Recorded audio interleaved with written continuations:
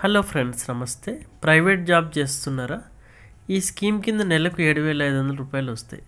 Private job చేస్తున్నారు, good news. మీరు 10 ఏళ్ళుగా ఎంప్లాయీస్ ప్రావిడెంట్ ఆర్గనైజేషన్ సభ్యులుగా ఉంటున్నారా? అయితే మీ బ్యాంక్ ఖాతాలో నెలకు 7,500 జమ అయినట్లే. ప్రైవేట్ ఉద్యోగం చేస్తున్న వారికి గుడ్ న్యూస్. మీరు 10 ఏళ్ళుగా ఎంప్లాయీస్ ప్రావిడెంట్ ఆర్గనైజేషన్ సభ్యులుగా ఉంటున్నారా? అయితే మీకు బ్యాంక్ ఖాతాలో నెలకు 7,500 జమ అవుతాయి.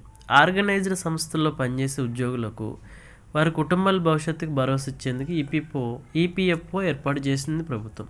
సంస్థలో సభ్యులైన ఉద్యోగులకు ఆర్థిక భద్రత కల్పించడమే లక్ష్యంగా ఏర్పాటైంది ఈ సంస్థ. ఉద్యోగులు పనిచేసినంత కాలం, రిటైర్ అయిన తర్వాత వారికి ఎన్నో ఆర్థికపరమైన ప్రయోజనాలు చేకూర్చేందుకు రకరకాల స్కీములు అమలు చేస్తుంది. అయితే ఇప్పటివరకు విశ్రాంతి ఉద్యోగులకు ఎంప్లాయీస్ పెన్షన్ స్కీమ్ ఈపీఎస్ కింద నెలకు 1,000 రూపాయలు మాత్రమే ఇస్తూ వచ్చింది ఈపీఎఫ్ఓ.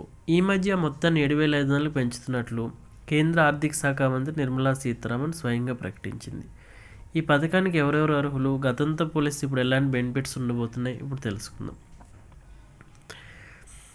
అయితే ఈ పథకంలో ఎంప్లాయీస్ పెన్షన్ స్కీమ్ 1995 నవంబర్ 16న తీసుకొచ్చారు. ఎంప్లాయీస్ ఫ్యామిలీ పెన్షన్ స్కీమ్ అంటే 1971 స్థానంలో దీన్ని ప్రవేశపెట్టింది. ఇప్పటివరకు ఈ స్కీమ్ కింద రిటైర్ అయిన వారికి నెలకు 1,000 రూపాయలు వచ్చేది. ఇప్పుడు ఆ మొత్తాన్ని 7,500 పెంచుతున్నట్లు తాజాగా కేంద్ర మంత్రి నిర్మలా సీతారామన్ ప్రకటించారు. ఫ్యామిలీ పెన్షన్ స్కీమ్ కింద అయితే సభ్యుడి మరణం తర్వాతే కుటుంబానికి పెన్షన్ వచ్చేది.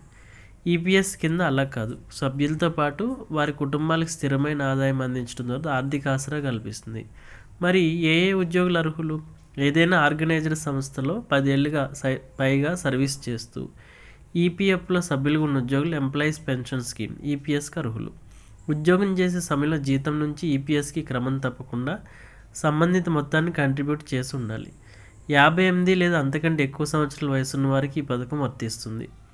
నెల 7,500 వారి బ్యాంక్ ఖాతాలో జమ అవుతుంది. ఈపీఎస్ 95 పెన్షనర్ల వరుస విజ్ఞప్తులను పరిగణలోకి తీసుకున్న ప్రభుత్వం ఈపీఎస్ పెన్షన్ మొత్తాన్ని 1,000 రూపాయల నుంచి 7,500 పెంచుతూ కీలక నిర్ణయం పెంచింది. అయితే ఈపీఎఫ్ఓలో సభ్యులైన ఉద్యోగుల జీతం నుంచి నెల కొంత భాగం ఎంప్లాయిడ్ ప్రావిడెంట్ ఫండ్ ఈపీఎస్ అకౌంట్లో జమ అవుతుంది. బేసిక్ సాలరీ నుంచి 12% ఈపీఎఫ్కి చేరుతుంది. కంపెనీ కూడా అదే మొత్తంలో కంట్రిబ్యూట్ చేస్తుంది. అందులో 8.33% ఈపీఎస్కి, 3.67% ఈపీఎఫ్కి వెళ్తుంది. అయితే ఉదాహరణకు ఒక ఉద్యోగి జీతం 20,000 అయితే ఆ వ్యక్తి 10 సంవత్సరాలు పనిచేశారనుకుంటే పెన్షన్ 20,000 × 10 ÷ 70 నెలకు 2,857 రూపాయలు అవుతుంది.